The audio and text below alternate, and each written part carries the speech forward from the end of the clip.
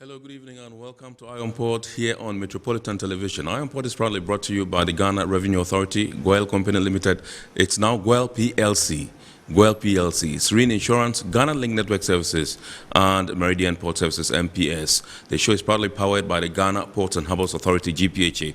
Our media partner is the Business and Financial Times, the BNFT. Now, if you want to have a grasp of all that transpired in the show tonight, make a date and grab the Thursday edition of the BNFT, and you'll be able to see all that happened here on the show this evening. We shall be getting interactive with you, and all you have to do is send us your messages and comments via our dedicated WhatsApp line, which is 0559-019-177, 0559-019-177. At the appropriate time, we shall share it with the rest of the world. Indeed, we shall also be activating the phone lines along the line for you to call in and contribute to the discussion. My name is Kennedy Mona. We're going for a quick break. When we bounce back, we'll continue the show. Please do stay with us. Every now and again, Goyle makes good things happen. This time, Goyle has introduced Super XP Ron 95, a higher grade fuel loaded with additives and yet sold at the same price as normal fuel. Goyle Super XP Ron 95 enhances engine performance like never before. It maintains the engine by keeping it clean from carbon deposits. Goyle Super XP Ron 95 is designed to burn slowly and thus improves fuel economy, making you save money after several kilometers. Goyle Super XP Ron 95 gives you a smooth driving experience, that is, less vibrations. Fill up with Goyle Super XP Ron 95. Now there's no need to pay more for any higher grade fuel. Goyle has that sorted. Goyle, good energy. Electricity, then pay your taxes. Our taxes, our future. Because you see, without our taxes, we wouldn't have good roads, good schools, better hospitals, street lights, and other very important social amenities. When we pay our taxes, we give our children free and quality education. Talga, my money too small. Why should I pay my tax? Look, small. Salifo, it doesn't matter how small or big your business or income is. You still have to pay your taxes. The little taxes from each and every one of us, when put together, could give your community clean water or that deprived school with tables and chairs. Please pay your taxes. It is your responsibility. It is your civic duty. It is the law. Impressive factory. If only I had listened to you, I wouldn't have been in this mess. That devastating fire virtually wiped out the whole factory and my warehouse. Remember my misfortunes last year? Serene Insurance Asset All Risk Fire policy that I took were there to pay for my damaged stocks in the warehouse, and my machines that were affected by the floods have been replaced. My accident vehicle is back on the road thanks to Serene Insurance motor policy. Currently, my goods are on the high seas, covered with their marine cargo insurance policy. I was just telling Ajima about Serene Insurance. Oh, Ajima, tell him more. As a road contractor, I make sure I do my contractors all risk insurance for the projects and then workers' compensation for all the workers on site. With Serene Insurance, they will make sure they will cover your unknown tomorrow today. Serene Insurance, a new face of insurance. Call us now.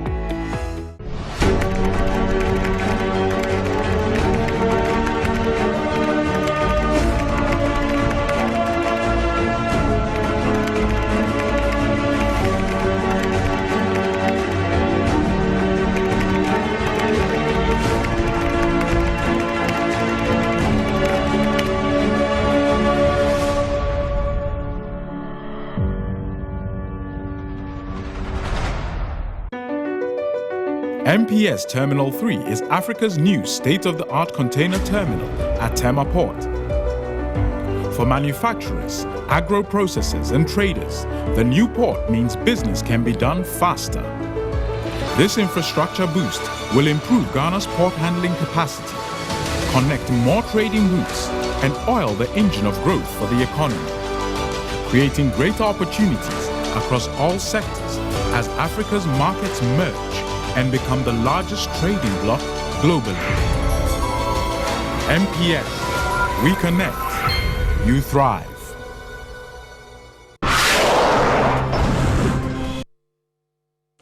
All right, you're welcome back. It's now time for us to take a look at happenings in the port and shipping industry in the course of the week. And in the course of the week, Ghana had the privilege to host the 17th extraordinary session of the General Assembly of the Maritime Organization for West and Central Africa, MOWCA, plus the fact that in the course of the week, Ghana also joined the rest of the world to celebrate International Customs Day. Let's take a look at these stories.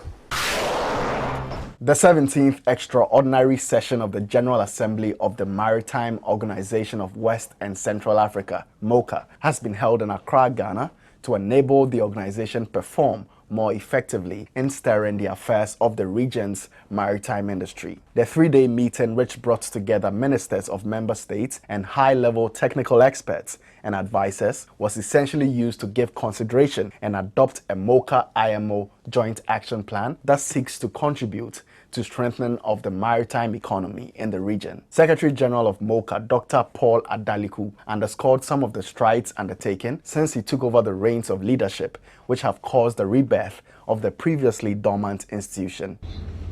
My expectation is to use the platform of MOWCA to plant a lush and luxuriant economic tree for the entire African continent on the ashes of the old version of the organization that I met on ground when I took over the reins of this organization. Chairman of MOWCA and Ghana's Minister for Transport, Kweku Ofori-Siama, called on member states to fulfill their obligations to the organization and approach development of the sector in a concerted manner. You will be asked to make important financial decisions that will determine how the organization operates. It will be required of you to deliberate and approve the right plan or program and budget of MOWCA. Special guest of honor and Ghana's Minister of Foreign Affairs and Regional Integration, Shirley Ayoko-Botwe, urged the organization to take practical discussions towards green shipping initiatives in accordance with global trends. The organization must begin frank discussions on current developments in green shipping initiatives, which involve the use of alternative fuels with low or zero carbon in place of fossil fuels, as this is fast becoming the new way of shipping, and Africa cannot afford to be left behind as the world makes this move. The Customs Division of the Ghana Revenue Authority earlier this week joined the rest of the world to mark the International Customs Day 2023 with a dedication to nurturing the next generation and promoting a culture of knowledge sharing and professional pride in customs. The ceremony was also used to take stock of the authority's strides over the past year and strategize for the future. Speaking on behalf of the Finance Minister, Ken Ofori-Atta, his deputy, Dr. John Kuma, revealed that customs revenue grew by a nominal growth rate of 38.4% with a collection of 22.2 billion as against the target of 20.2 billion. The Deputy Finance Minister urged customs to be more resolute and work harder towards helping the GRA meet its revenue target of 105 billion cedis. The current GDP is estimated to be about 800 billion for 2023. This supposes that we should be targeting, if you are looking at 20% of 8 to 800 billion, we should be targeting 160 billion as our revenue collection annually for Ghana. But the 2023 revenue target for the authority, however, is 105 billion, 998.73 billion. And that's about 54 billion lower than what we are supposed to be targeting. I wish to urge you all to work even harder in this year. The Commissioner of Customs, Seydou Idrisu Idisa, said in 2023, the World Customs Organization is keen on human capital development and skills transfer and development of the younger generation. Given the impending need for us to leverage on technology and creativity, which the young ones are versatile with, I recommend that we support them with the requisite skills and training that will guide them to work professionally and impact on others. Chairman at the event, former Commissioner Wallace Akondo, urged current customs officers to harness the capacities of predecessors towards revenue mobilization and trade facilitation objectives. Here we are, this country badly needs every single foreign exchange generated, why wouldn't you use your capacity in collaboration with the Bank of Ghana and the banks to fight the canker of capital flight so that the much needed foreign exchange that we need in this country remains in this country? Stakeholders of customs present expressed continued support for the transformational agenda of customs, which includes strengthening collaboration and knowledge sharing. At the ceremony, outstanding customs officers who have performed exceptionally across the various customs centers in the country were celebrated with awards.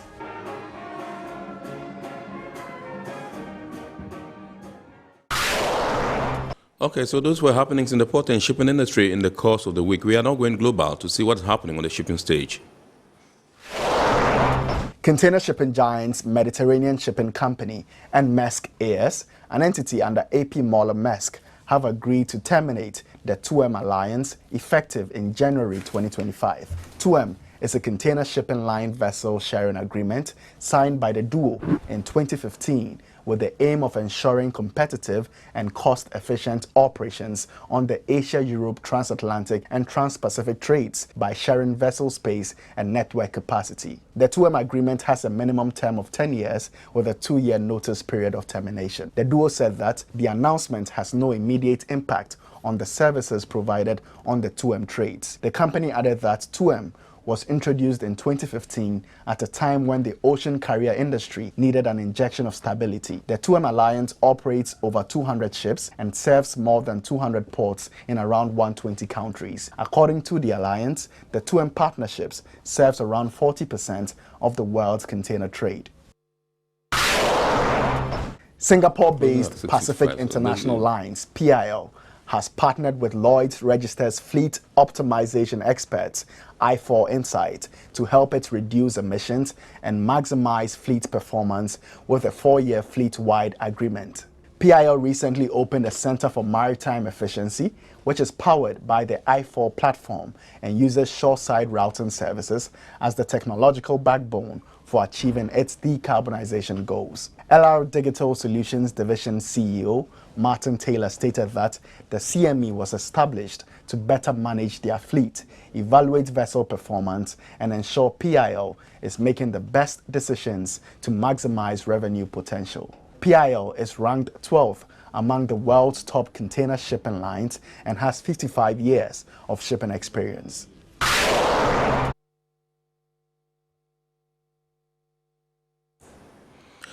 All right, so you're welcome back. Those were happenings in the port and shipping industry on the international stage. We are now going to take our word for the day, or phrase of the day, and today's word is beam. Beam.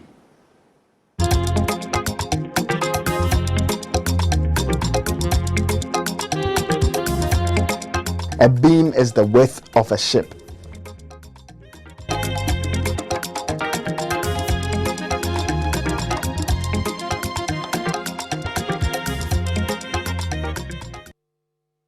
All right, so we're zooming into our discussion proper tonight, and if you saw the local stories that we showed you today, we also showed you that story from Ghana joining the rest of the world to celebrate the International Customs Day 2023, and so we are centering our discussion on that particular event this evening. We are taking a look at how we can promote professionalism in Ghana's customs administration coming on the heels of International Customs Day 2023. And so with us in the studios tonight to do the discussion is Mr. Samuel Akrofi, who is the Principal Revenue Officer, Ghana Revenue Authority, Customs Division at the Laboratories. We also have in the studios Mr. Joseph Agbaga.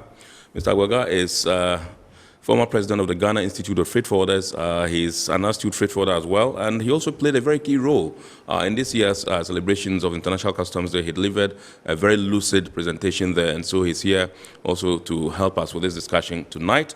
Let me say a very good evening to you, gentlemen, and welcome to Iron Port. Thank you. And let me say Happy New Year. Same to you, my brother. All right, so let me begin with Mr. Akrofi. I want to begin with you and then find out the role of customs, how it has evolved over the years. We started from somewhere, and we have grown from stage to stage There have been transformations, there have been modifications, there have been additions, there have been subtractions, just to get you to where you are today. Can you walk us through this process, how the Customs Division has evolved over the years? You know, at some point you were SEPS, Customs Excise and Preventive Service and all that.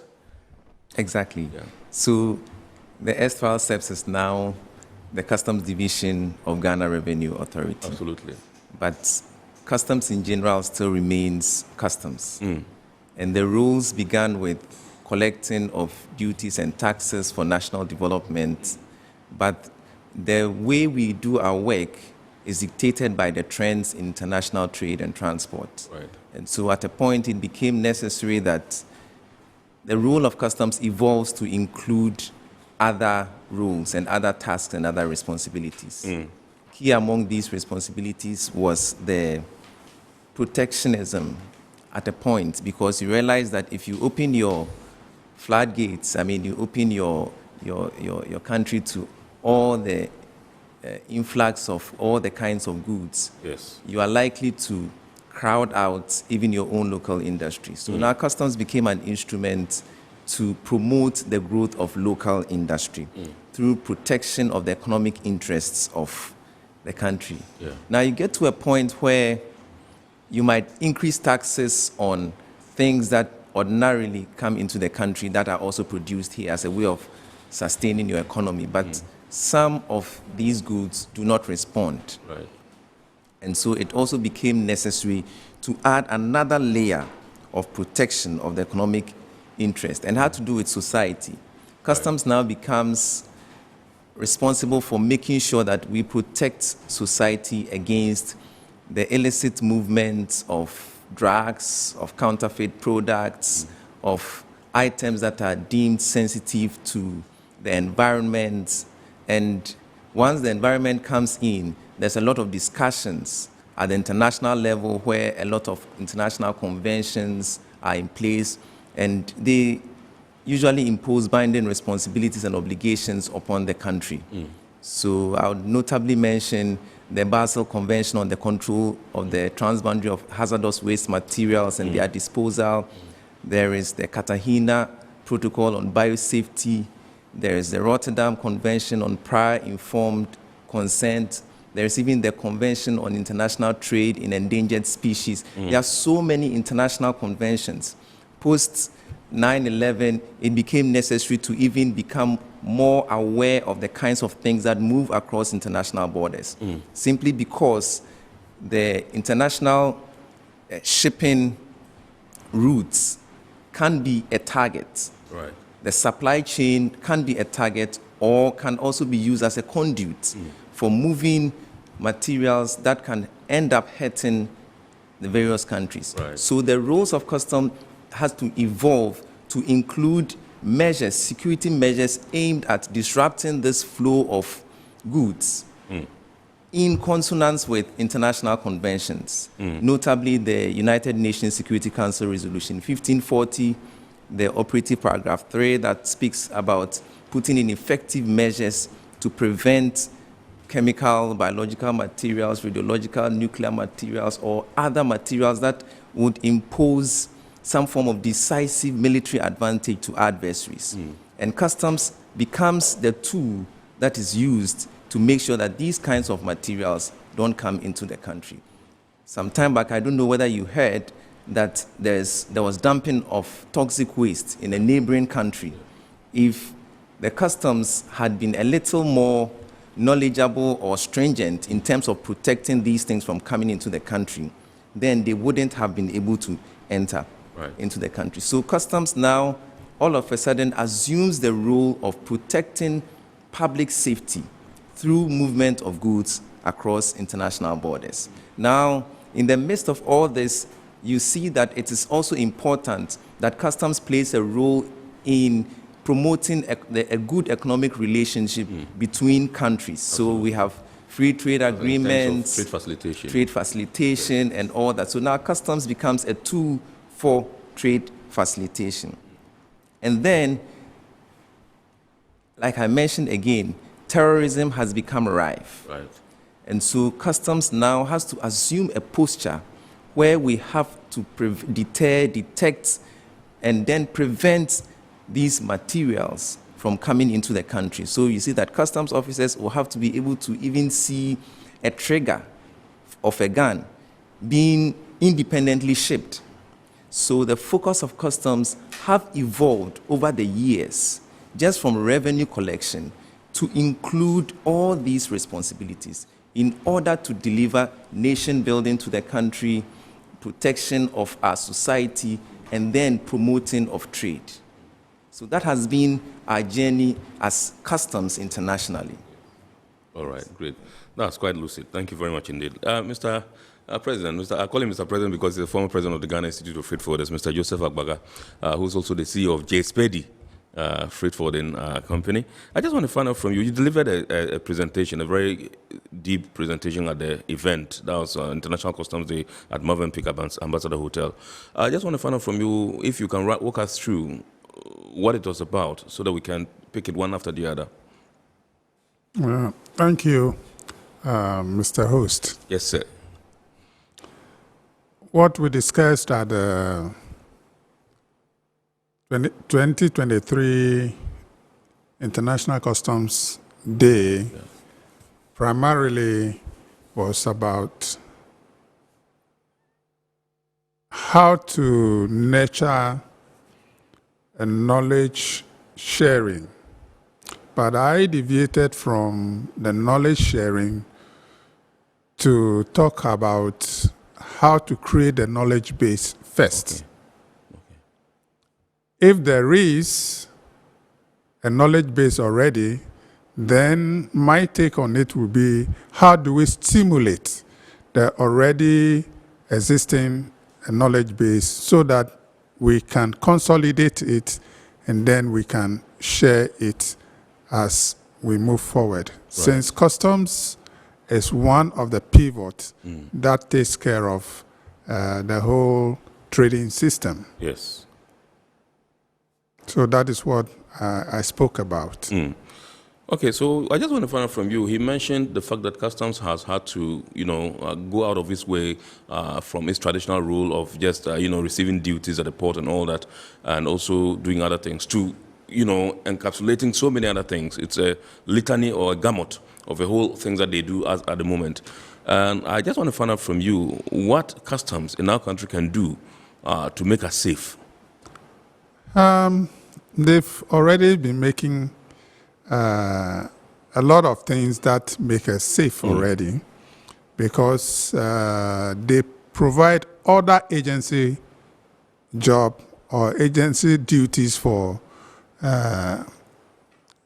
other agencies like the EPA, the Food and Drugs, the Standards, and name it. In the time past, customs does all the things that the Food and Drugs does today. So they have been doing all the things that makes us safe in the past. Right. It is now that, or those who did not know the other agency role of customs are seeing those agencies at the port peripheral today, and you may think that they are doing what they're supposed to do. Yes, they're supposed to do what they're supposed to do, but they have to do it at the background and leave the rest for customs to do at the borders. Right. And for the sake of eliminating duplications, because whatever they do is the government chemist, as far as customs is concerned, is the one who will give the final release of goods to go out. Right. They may do theirs documentarily, but customs also at their lab, or those whom we named the government chemist, has also the requisite knowledge to do the same thing. So for trade facilitation sake, in the time past, they do all those agency jobs for these agencies. All right. Let me come to you and find out what was the theme for this year's International Day celebrations, and how relevant is that in helping you as Customs GRA to realize objectives in Ghana? Thank you very much for the question. The theme for the 2023 International Customs Day is nurturing the next generation, promoting a culture of knowledge sharing and professional pride in customs. It is instructive to the extent that professionalism is one of the core values of customs, by extension the Ghana Revenue Authority. And this theme actually places human capital and narrows down to the next generation or the young customs officers in terms of building their capability to meeting the challenges of the present and the future. Right. Now, there's an issue with that because you see two bands of customs officers usually in every customs administration. Right. There's the first band who are very old and experienced customs officers who have built a lot of competence and expertise over the years. And they have certain inbuilt skills, certain developed skills that you can only get during the course of time through the years of your work. Yes. And that is called what we call the tacit knowledge. Okay. There is also this band of young customs officers who are IT savvy, who are very energetic, who are very ambitious. They are careful about sustainability and about the environment and the like.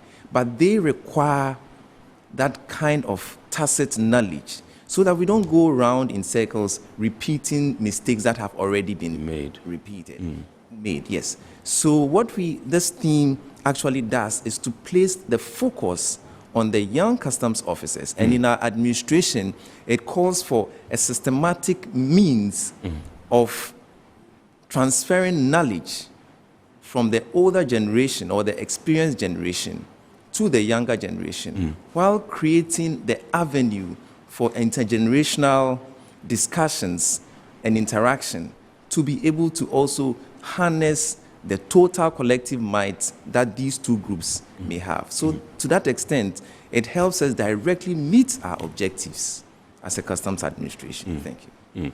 All right. Mr. President, let me come to you and find out. I want to find out, he gave us, the evolution of customs over the years and all that.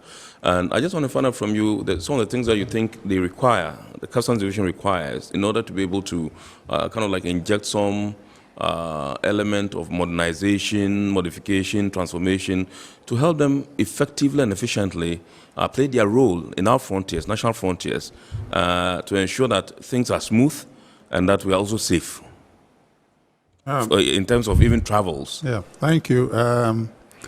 I think customs itself is a unique entity that creates their own tools for work. And the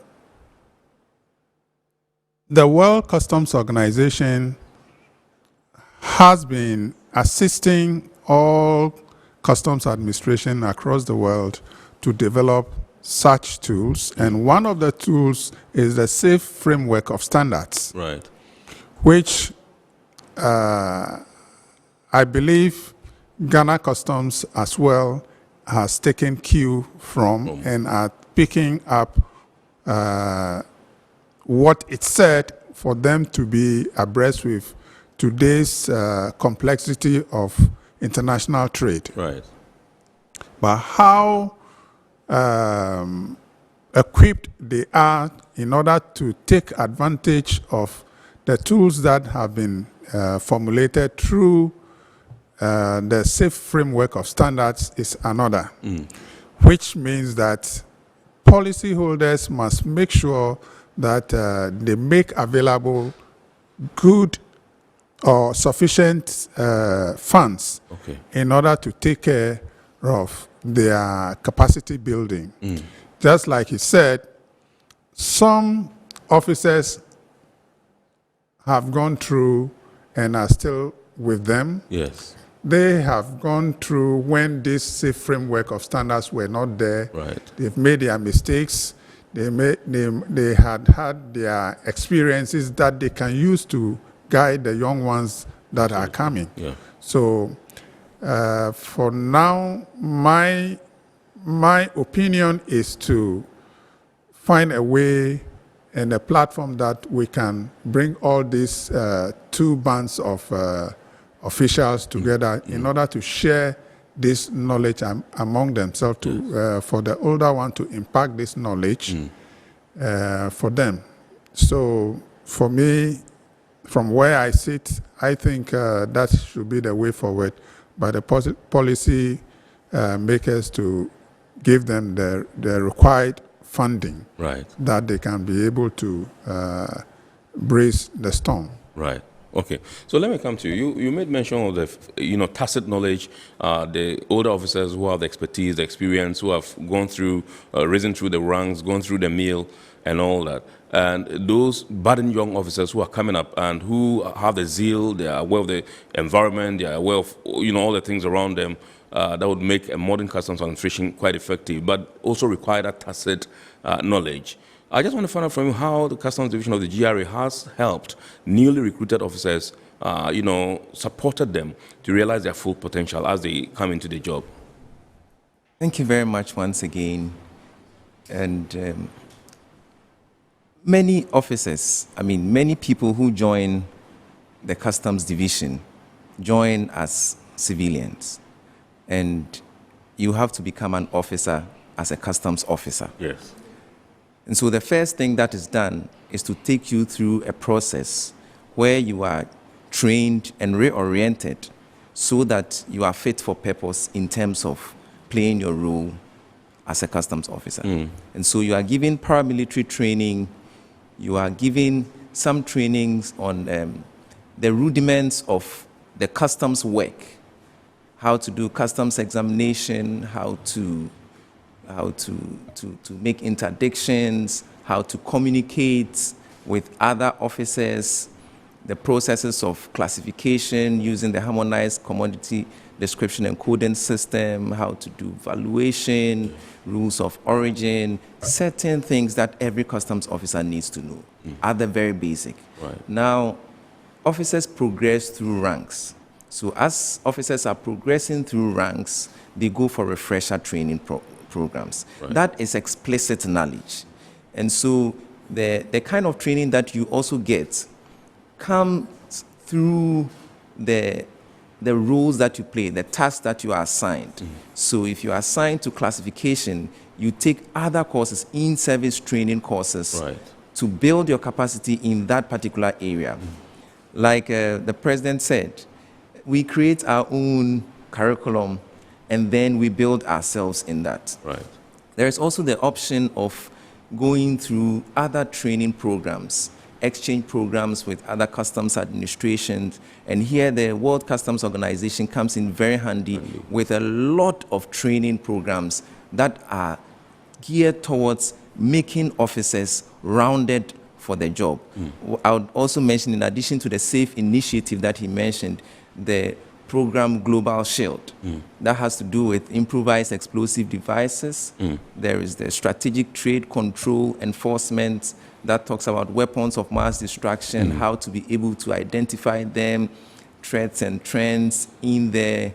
There is also one on illicit financial flow, money laundering, a host of training programs. So once an officer is recruited and goes through the first stage of training, which is paramilitary, and then the basic customs knowledge. Then you go through another band of general training. Some of them are even available online at the WCO website. There is the Virtual Customs Orientation Academy, which gives officers a good international viewpoint of the nature of our work. So a combination of this makes an officer rounded for his job. Right. I see. Thank you very much indeed. That's awesome. But let me come to Mr. President and find out from you whether you think there are any new ways where we can enhance, compliance, security, safety, and also operational efficiency in terms of international trade. Are there any recommendations you can make or suggestions? The recommendations that are there to be made to enhance efficiency, it's a platform that leads to training, education and training. And how do we get education and training? So like I said earlier on, what is the policy makers take? And what is their steps that they are taking to establish this kind of platform for officers that they can enhance their capacity, their ability to detect when, let's say, if a terrorist want to come to your country, today they know that if they pack all the guns together, it will be detected. But they can pack only the barrel separately. It will come at a different time. Next time the trigger. I mean, they can bring these things in pieces that if you don't have the ability to detect, before you know, all these things have come at different times and have been kept at different places, and will be moved to consolidate them at a place to assemble them to become what they will use to cause harm. So it is very important in today's world that the capacity of customs officials to be enhanced all round. Right. Okay, I know you have been in this business for a very long time, and you are widely read in terms of WCO, WTO and all that, and most of the conventions. You mentioned some of them and all that. I just want to find out from you what your assessment personally of our performance as a country is in terms of customs administration. Well, are we there? Yeah, we are not yet there, but I cannot say that we haven't made any progress. We have made progress because I have been with them for some time now, and we've moved from when we used to use forms that are manual, that we use pen to even to write what we are supposed to declare for customs. At one point, you can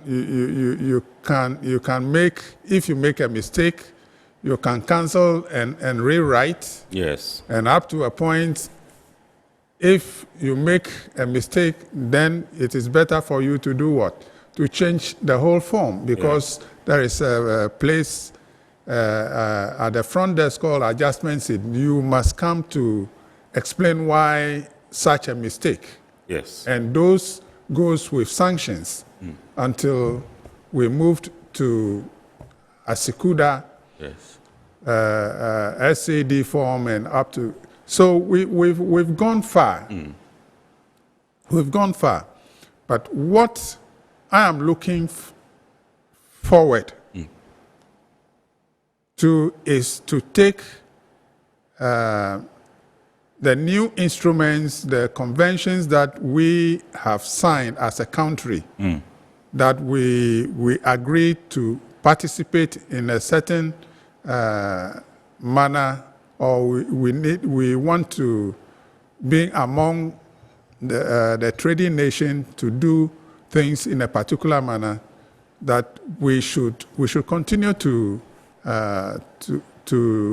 take those conventions strongly and then work according to it. Okay, let me come to you. I know in Ghana, the main training institution for customs officers is in Kwetwe. Yes, and I just want to find out from you, beside that, what other special training does the World Customs Organization require of customs administrations in terms of training, for officers? Okay, thank you very much. So, the World Customs Organization usually would suggest a number of training programs for customs officers. Again, it's tailored towards the unique situations of the various customs administrations. For Ghana and its neighbors, the threat of terrorism, you would agree with me, appears to be inching closer to us. And so there's more, there's a trigger for an edge for us to move towards giving ourselves a certain posture to prevent the occurrence of these things. Before they happen, they will usually move materials across international borders. So there will be precursor materials that will be moved. And so I mentioned the program Global Shield. There are also going to be WMDs, weapons of mass destruction, chemicals, biological agents, radiological and nuclear materials. And just like what happened in Heathrow, 29 December last year, where they found nuclear material at an airport, we should also have the capability to be able to make some of these detections. And they point towards certain trends so that we can also even be able to use the information that is coming in, the quality of goods, the nature of goods, we can be able to analyze them. So the WCO recommends that or expects that customs administration be able to make use of big data, neural networks, artificial intelligence, and a lot of data that is around to be able to interpret it properly within the specific context of our situation, be it for revenue purposes or for security purposes or for promotion of international trade. So we should be able to better analyze it and contribute our quota to the international customs community as a very responsible customs administration that we are. All right, so let's come to the issue of smuggling, terrorism and criminal organization, like you said. I think that we perhaps would have to be looking at how to get the public and private sectors to collaborate in order to be effective in our fight against this particular menace or these particular ills. What are your suggestions, or what do you think? My suggestion is this. The cooperation between the private and the government sector, and for that matter, customs, is what advance notice can we get on goods that are being loaded from the foreign country that are intended either to pass through our jurisdiction or which ends up in our jurisdiction? How are we able to know what they are? So this calls for collaboration. Before any goods leave any shore, it must go through customs. Right.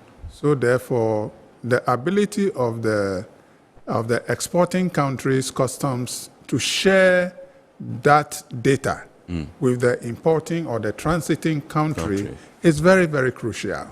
And that is how we can win the first-hand intelligence about what goods are coming. And I have something that I used to say is that who packed the box? Who packed the box is the owner of the goods or the shipper.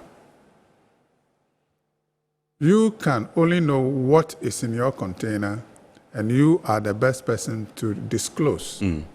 So if the shipper or the owner of the goods is able to collaborate with the exporting country or the exporting country agencies that are responsible, are able to authenticate and,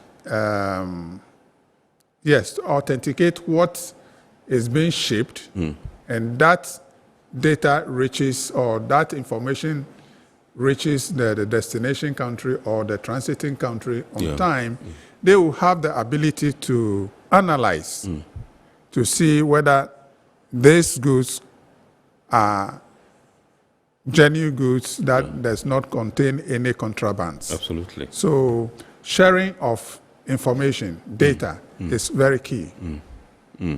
Okay, so in terms of data sharing, how have we fared? How do we even have the data to say we are sharing?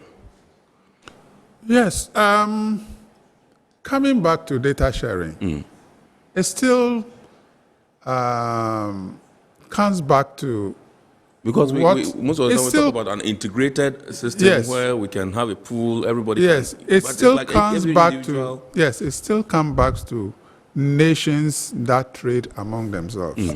What are the bilateral trade agreements? What are the multilateral trade agreements between nations? That if a cargo is leaving the shores of Ghana to UK, Ghana could assure the UK government that this container that is coming contains maybe orange peels, dried orange peels, organic grown orange peels. And that is that you can assure the receiving country that this is what is there. And there are other measures that you must put in place that even during transit, no foreign material could be introduced into that said container that you have dispatched from your shores. And that includes even the carriers. The carriers must also be able to assure you that this cargo that they are receiving from your end, they are going to take care of it, that no one, at no point that any person will be able to introduce any foreign material into it. So it is a chain. Right. So that supply chain must be safe. And that is the only way we can go about it. Okay. All right. That's awesome. Let me come to Mr. Akrofi and find out from you. You have young officers coming up, and tonight we're discussing how to promote professionalism, in customs, Ghana's customs administration. I want to find out from you how you are able to inculcate the habit of professionalism in young officers when they come. Thank you. You see, that looks like quite a very open-ended question. Yes. And that also makes the administration now responsible for creating a system where knowledge can be tapped and infused into the younger generation. So the first is to create an intergenerational opportunity for dialogue. And the Customs Administration of Ghana now creates opportunities for young officers to be mentored by older ones. And here we ask the younger ones to try and identify and then copy the actions of officers who are outstanding. Yes. And then we have tried to create a system which is a knowledge management system that fuses into the bigger knowledge management system of the Ghana Revenue Authority. And it starts with first capturing the tacit knowledge. Yes. And then the explicit knowledge. So whilst creating that formal opportunity for dialogue, we also encourage the various stations and the various collections to provide that avenue for discussion during the course of work. Because it looks as if that if an officer who is experienced shares all their nuggets, then it means that there's nothing more in the box to share and they risk not being relevant. Right. But this time around, we want to place emphasis on officers who want to share knowledge, identify them, and then reward them. And so during this International Customs Day, you realize that officers who were more involved in sharing their knowledge were identified and rewarded. The first thing, like I said, is to create the knowledge. So you create the knowledge by tapping the implicit knowledge from the experienced officers. And then the next step will be to capture the knowledge and write it down such that it can be easily referred to. So we have now we are expecting to have a compendium of written down experiences, even including past failures, so that mistakes will not be repeated. So after capturing the relevant information, it now becomes a resource for storing in a manner that can easily be retrieved. So we create, we capture, we store, and the next stage is to use and reuse the knowledge. So you realize that the experience of somebody is now being tapped, stored for use, and then for reuse. It informs what we call best practices. It informs what we call standard operating procedures. It helps us to refine our work modules and ethics that we have, so that we are constantly reinventing ourselves to be better able to do the work. And we believe that with these steps, we will get to the stage where we have institutional memory. And then by the time somebody is leaving the service, the person might have imparted so much so that that knowledge will not necessarily be lost. And of course, the honor will go to the officers who are also giving this. They can sit back and see the service that they left still rich in knowledge and technical expertise, and more poised to face the challenges of the present and future in a very rapidly dynamic trade environment. Right. So that's how we plan to manage this knowledge. You mentioned awards, and we saw some people pick awards on the day. Did you pick an award yourself? Unfortunately, I was a previous awardee, so this time around, I think that somebody else was identified and awarded, and I share in the joy of that particular person. All right, so how many officers in all picked awards on the day? We had 20 awards going with citations, and then we had 2 special awards for some NAPCO staff who did brilliantly well in intercepting some counterfeit currencies. NAPCO staff? NAPCO So staff. do they gain automatic entry into the service? The policy decides. All right. Yeah. So, what were some of the considerations that went into the various awards that you gave? I mean, what were some of the things that they did that drew attention of management to say, okay, this guy, he or she deserves some recognition? Essentially, outstanding performance in the area of sharing knowledge and sharing expertise. There are some of these officers who have been to several stations over the course of several years and have gathered very rich experiences. And on their own, you'd realize that wherever they live, they reinvent themselves in other offices. So wherever they get to, the place becomes richer, and it actually translates into the performance of revenue and protection and all that. Right. So sector commanders were asked to identify such individuals who have shown exceptional brilliance in terms of contributing to the international customs community. And we had this number, and citations, abridged citations were read, and you could see how rich they were in terms of their willingness to share their knowledge and the impact that it has had over the past year. Yeah. Wow. That's awesome. I see. Let me come to you, Mr. President, and find out from you. We have 182 countries, constituting, the World Customs Organization. These are member countries and all that. In your estimation, what role does this particular organization play in the lives, in the operations of these, countries and their customs administrations?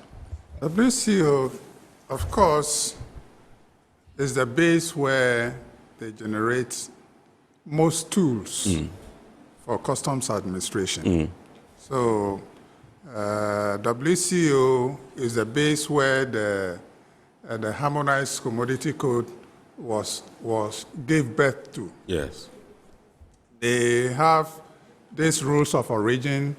That is the home of it. Yes. Safe framework of standards. Name them. Yeah. Name Kyoto. Revised Kyoto Convention, Revised Kyoto Convention, that details what customs must do and what even its other agencies must do, what the private sector, let's say the trading public also must do in order to fit in within the trading supply chain. Right. So WCO is the base and the base where all customs administration tap their new knowledge. Yeah. Or it's like a storehouse of knowledge Absolutely. that they always draw Absolutely. from. Absolutely. All right. So I know that sometimes the architecture of the local customs administration, for instance, GRA Customs Ghana, they have their own policies and rules and all that, and they would have to merge that or incorporate that of the WCO to guide the operations and all that. Is this something we have been able to manage effectively? Yes, WCO, imagine that this is Ghana, the next country is Togo, the next by the western side is Cote d'Ivoire. Yes. Up there is Burkina Faso. If all of them will have a different set of rules that governs trade, yeah, it will be very chaotic. So WCO gives the lead that says that commodities that are traded among nations must be described or must be labeled with a certain coding. Right. So if 0101 is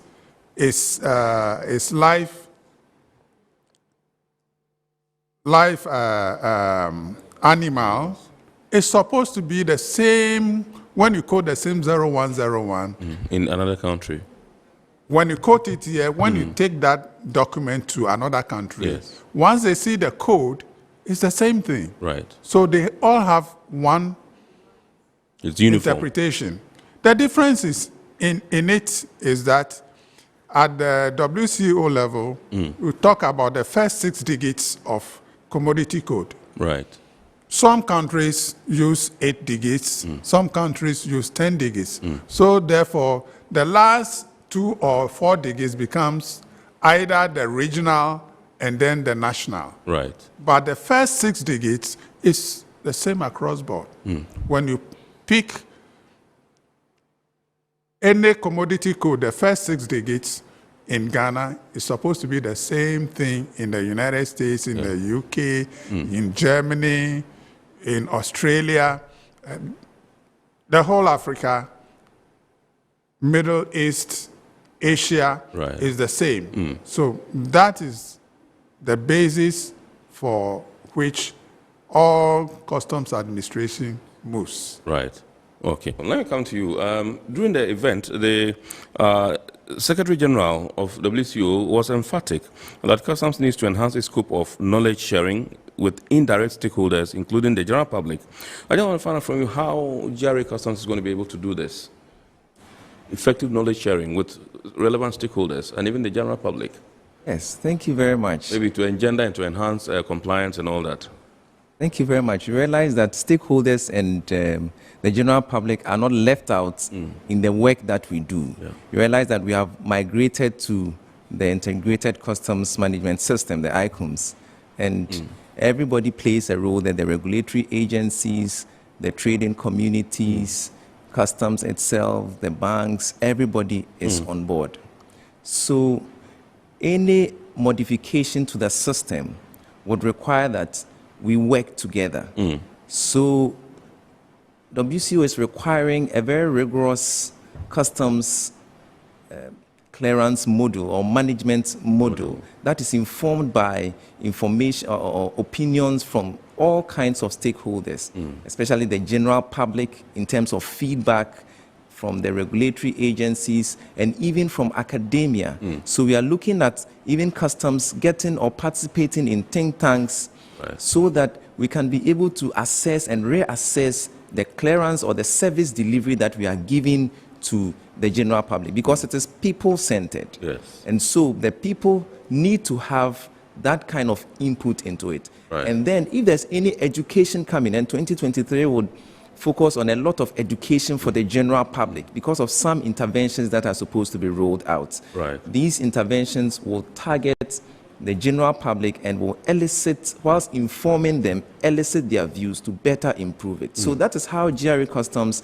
has postured itself to be able to interact better with the general public, disseminate information, give training, provide training, and also receive feedback that is required for making sure that the systems that we are running is fit for purpose. Great. Thank you very much indeed. That is Mr. Samuel Akrofi. He's a principal revenue officer, the Customs Division of the Ghana Revenue Authorities at the laboratories. And we also have in the studios Mr. Joseph Agbaga, who is former president of the Ghana Institute of Freight Forwarders. He's also an astute freight forwarder, widely read, lecturer. I mean, the accolades goes on and on and on. We're going for a quick break right now, and when we bounce back, we'll continue the show. Please do stay with us.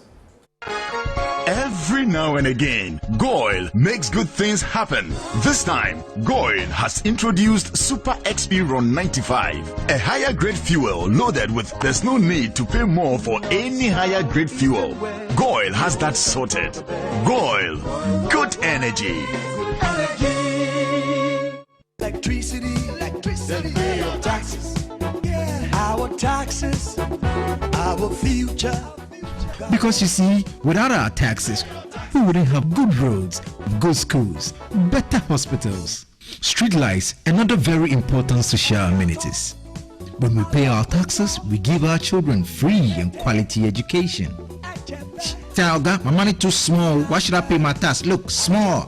Salifo, it doesn't matter how small or big your business or income is. You still have to pay your taxes. The little taxes from each and every one of us, when put together, could give your community clean water or that deprived school with tables and chairs. Please pay your taxes. It is your responsibility. It is your civic duty. It is the law. Impressive factory. If only I had listened to you, I wouldn't have been in this mess. That devastating fire virtually wiped out the whole factory and my warehouse. Remember my misfortunes last year? Serene Insurance Asset All Risk Fire policy that I took were there to pay for my damaged stocks in the warehouse. And my machines that were affected by the floods have been replaced. My accident vehicle is back on the road thanks to Serene Insurance Motor Policy. Currently, my goods are on the high seas, covered with their marine cargo insurance policy. I was just telling Ajima about Serene Insurance. Oh, Ajima, tell him more. As a road contractor, I make sure I do my contractors all risk insurance for the projects, and then workers' compensation for all the workers on site. With Serene Insurance, they will make sure they will cover your unknown tomorrow today. Serene Insurance, a new face of insurance. Call us now.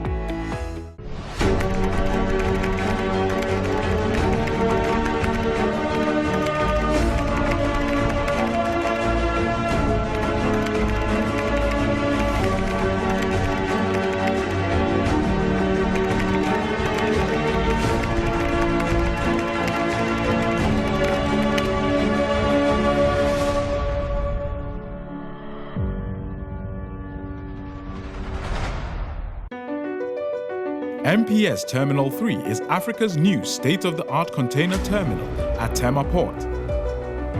For manufacturers, agro-processors and traders, the new port means business can be done faster.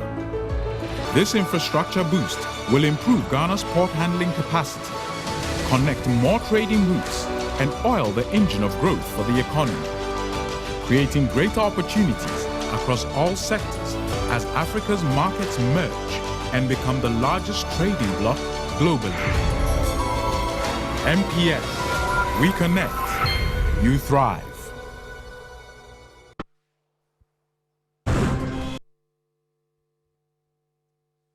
All right, so you're welcome back. We're discussing how to promote professionalism in Ghana's customs administration, and this comes on the heels of the recently celebrated World Customs Day, which was celebrated here also in Ghana. And so with me in the studios, Mr. Samuel Akrofi, who is a principal revenue officer, Ghana Customs Division of the Ghana Revenue Authority. He's with the laboratories. And indeed, Mr. Joseph Agbaga, who is a former president of the Ghana Institute of Freight Forwarders. These are the two gentlemen we're doing this discussion with tonight.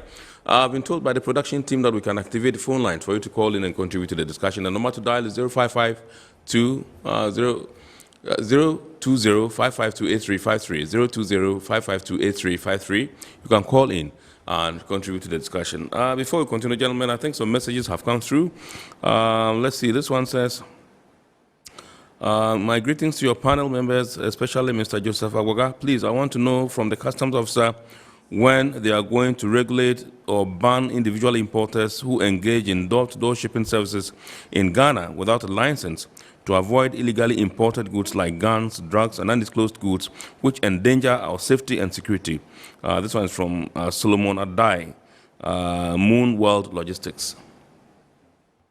I think I have to assure Solomon that irrespective of who brings it in, whether door-to-door or whatever means, if you bring in weapons and you conceal it, we have the capability, we have the technology to intercept it, and we do the interceptions all the time. Okay. Yes. So, of course, once he's raised issues with door-to-door shipping, I may not be able to disclose a lot on set, but there's profiling of the various traders, right, and we use risk management a lot. And if you are found to have flouted any customs law, you know that the job that is done on your goods is going to be stricter. Right. We actually want voluntary compliance, so we want to reward those who are compliant, and we want to make life very difficult for the non-compliant traders.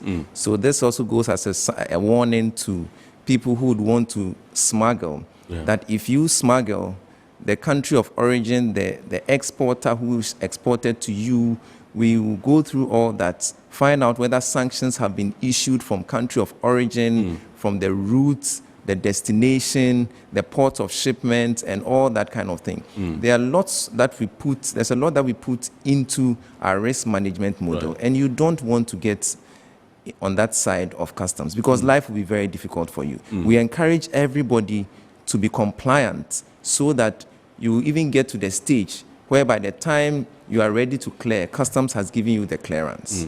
And some very compliant organizations or clearing agents enjoy that privilege. So we want to encourage everybody to be compliant on their own volition. Thank you. Right, okay. This one is from Nana Mansa Nimako. She says, good evening, Iron Port. Respectfully, could you find out from the former gift president what he makes of the decision by government to amend the Customs Act to allow for people to clear goods themselves? Well, Mr. President. Yeah, thank you, Ajwa Mansa. Nana Mansa. Nana Mansa. Well, I also heard the minister in his policy statement that is going to cause an amendment to be done so that individuals could do their own clearance. Well, as at now, the amendment has not taken effect yet. But what I know that is going on is Article 10.6 of the TFA agreement is being used as a precursor why self-clearance must be allowed. And on this platform, I want to say that Article 10.6 did not talk about self-clearance. Article 10.6 of the TFA agreement, which Ghana is also a party to, only says that some countries that made it mandatory that clearance must only go through an agent or a custom broker, when the TFA comes into force, that should stop. They should allow, they should not make it mandatory. That is all what it says. And during the assessment needs, when this article was being touched on, needs assessment. Yeah, the needs assessment, prior to the TF agreement, Yes. what Ghana was practicing is a hybrid type. Ghana allows SDs, that is self-declarance, Yes. that is corporate bodies, and then Ghana allows custom brokers also to clear for third parties. So Right. these are the two tracks that Ghana is on. So during discussion, Ghana is already compliant and has not fall into the category that forces that until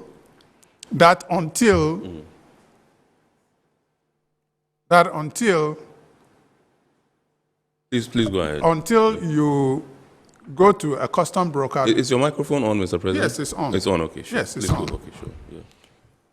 Unless you use a custom broker that you can't clear, Ghana is not in that category.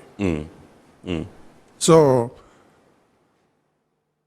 saying that Okay, individuals. I think the paper, yes, that's on it, sure. Yeah. What? Yeah, the rubber. Yeah, I think the sound is going into the. Okay. Yes, sorry about that.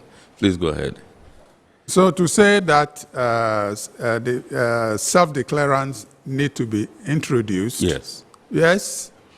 If the state thinks that anybody who comes up with their goods wants to go and clear. Yes. It is up to government to decide.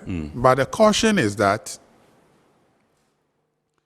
within the same TFA agreement, yes, Article 7(5) talks about post-clearance audit.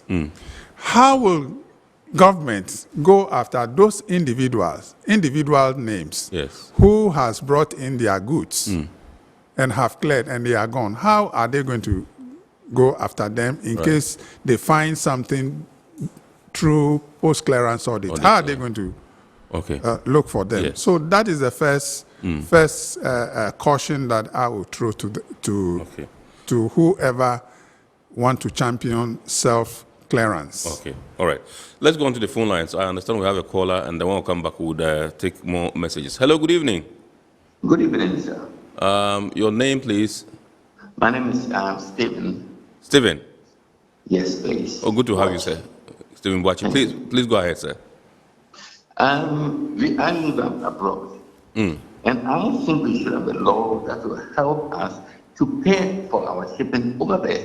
One, it gives the government the hard currency that they need, and also to make it easier for us. So if you pay for your everything, you pay for the handling, shipping, and everything. So when you come in, it's just the paperwork to go through. So let's say they give you that. When you come over, within a week or 3 days, you should get your things. That will help as well, because it will help the government, and as I said, it will help us as well, because sometimes you come over, you've done door to door. Your things may not even get here before. Even if it's door to door, you made a system that the money should be paid to the government at the embassy or whatever it is. Then when you come here, it's easier for you. I've pushed for that for ages, and still we don't have any answers from the government. Right. Thank you very much indeed, Mr. Boachi. We're grateful. Mr. Akrofi, Mr. Agwaga, I think. Questioned well. Did you get him?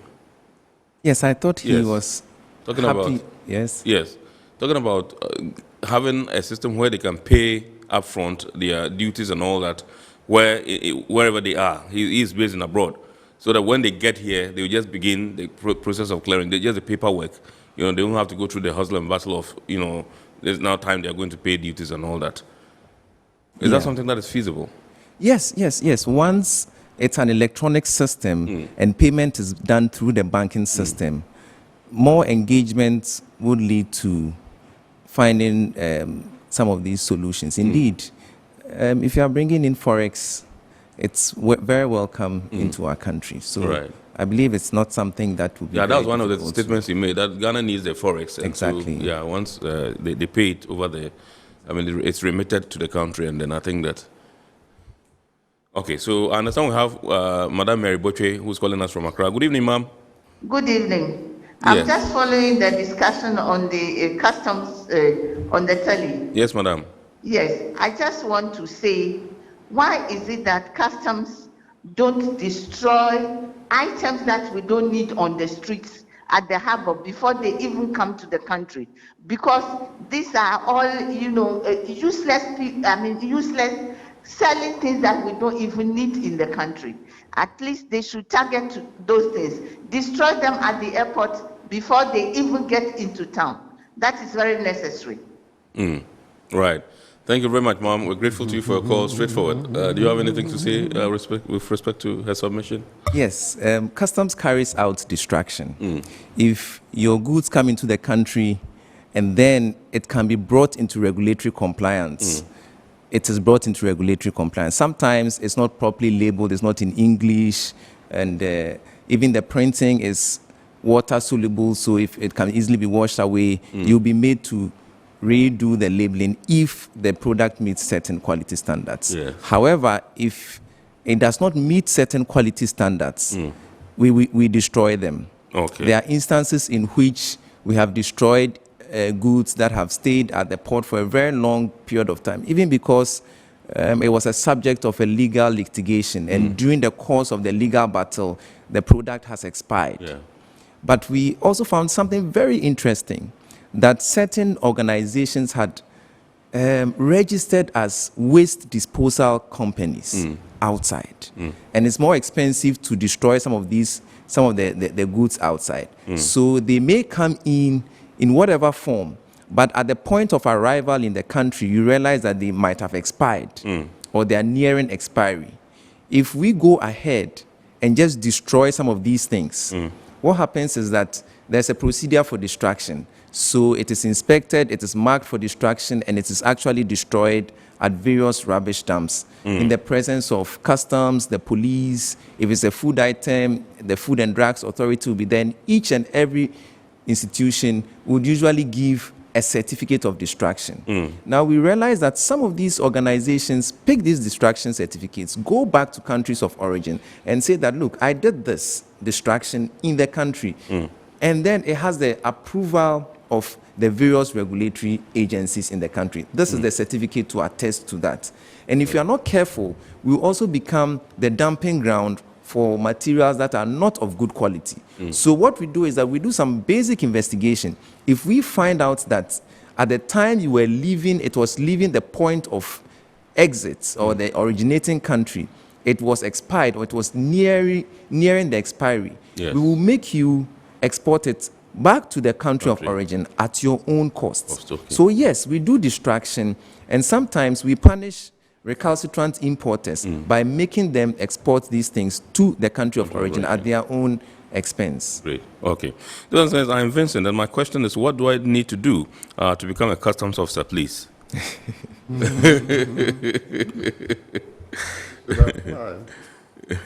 So if I'm to answer that question, periodically the customs advertises in the dailies. We don't usually say that it is the Customs Administration of Ghana. It comes as a reputable state organization is doing that.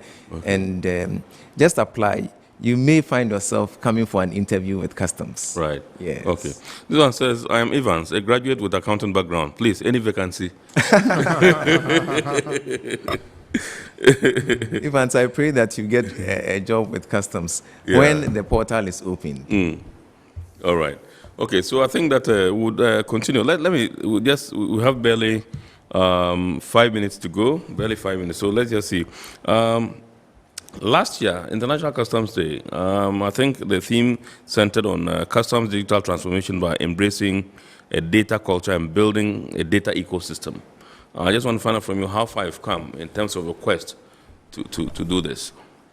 Yes, if you have been involved in customs work, you realize that there's been a lot of, we have provided this electronic platform for data interchange and interface. So permits are issued online, and clearing agents and travel and transport organizations, logistics and transport organizations are able to sit in the comfort of their homes and their offices to send information to customs. What we have done with the data is to be able to analyze it very well, such that we can do our risk management and then ensure compliance to the trade that is going on. So we used the data as input. We analyze it.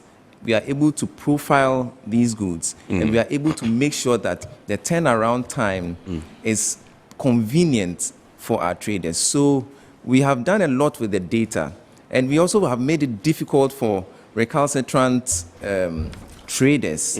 Somebody might not have an exemption. Previously, you could just get into the system through an exemption and get to a certain policy and programs office before you are told that, oh, you didn't have the authority to use that permit in the first place. Or somebody's quota might have expired, and unless somebody is vigilant, they initially would not have been able to see it. But now the system has been programmed using the data that is actually being moved together with the goods, such that you can be able, the system will automatically block somebody if you don't qualify for the system. It also makes it makes you get to know what you have to do. So it's very interactive, and we use the data to be able to promote compliant trade. That's how far we have come. Right. Great. That's awesome. Mr. President, let me find out from you, maybe your final words. I just want to find out what your expectations are of the Customs Division of the GRA. You followed them, you've been with them all this while, you worked hand in hand with them, and you, like I said, you even traversed the WCO and WTO. I just want to find out from you what you expect to see, in the year ahead. In the year ahead is how to consolidate the knowledge base and a medium that can be formalized in sharing that same knowledge. Because anything that we do is about information and knowledge. Absolutely. So I'm looking forward for the consolidation of the knowledge, those who have it, to share with those who don't have. So that is what I'm looking forward for. For the year. Yeah, for the year. All right. And as far as customs is concerned, they move beyond their own domain. They must move into the private sector, because they need a private sector also.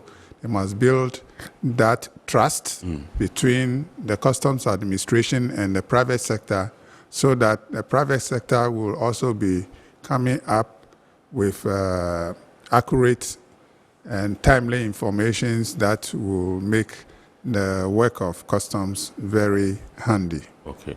All right. Finally, Mr. Kofi, I just want to find out from you. Let's talk about, revenue mobilization and your ability to, achieve your targets and even exceed. Last year, we were told you exceeded your targets as much as 30% and all that. This year, you have another target, a huge one at that. How do you intend to get that done? Yes, thank you very much. It always is a challenge for us to achieve these targets. We see that as our contribution to national development. First of all, I just want to say that we are grateful to the government for removing the benchmark values that allow for customs to be able to impose the taxes without discounts, and helps us to achieve the targets. And then, again, is the vexed issue of the LI 2248 to allow for self-declarants and to support also individuals to be able to do the clearance. According to the policy in paragraph 219 and paragraphs 461, we are envisaging that it will translate into more people self-initiating the clearance, and then helping to cut down the cost of doing business in terms of clearance of goods. But of course, it's subject, it's policy, so it's subject to a lot of discussion and refinement. We just have barely a minute, so yes, we just have to wrap up. I think our time is running out. The only benefit of that self-clearance is the cost reduction. Yeah, that's right, sure. That is the only advantage. Okay. But apart from that, the disadvantage overweighs. Many. Okay, all right. Are you done, Mr. Kofi? Just in 2 seconds, because just in 2 seconds. Yeah, our time is up. Sin taxes will be improved. Yes. Will be made higher. So taxes on tobacco, alcohol, and sugar sweetening beverages, and the rest to protect the health of the people. So we will be doing more of smart taxation, so that we can get a lot of revenue for national development. Great. Thank you very much. Thank you very much, Mr. Samuel Akrofi. He is a Principal Revenue Officer, Customs Division, Ghana Revenue Authorities at the Customs Laboratory. And indeed, we say thank you very much to Mr. Joseph Agbaga, who is a former president of the Ghana Institute of Freight Forwarders. He is also the Chief Executive of J. Spedy Freight Forwarding Company. RJD, yes. Consulting. Right, exactly. RJD Consulting. So we thank the two gentlemen for being with us tonight, for obliging us, for bringing us, joining us to come your way with the Iron Pod tonight. Remember, the abridged version of the show is aired on Ghana Television every Wednesday at 8:30 p.m. So make a date and watch that one. And we'll also say big thanks to our sponsors, Ghana Revenue Authority, Goel Company Limited, Serene Insurance, Ghana Link Network Services, and Meridian Port Services, MPS. Remember, the show is powered by the Ghana Ports and Harbours Authority, GPHA. God willing, next week we shall bounce back with another wonderful edition of the show. My name is Kennedy Mona. We thank you so much for joining us, and we entreat you to keep watching the rest of our programs tonight. We say good evening to you and have a super week ahead. Bye for now.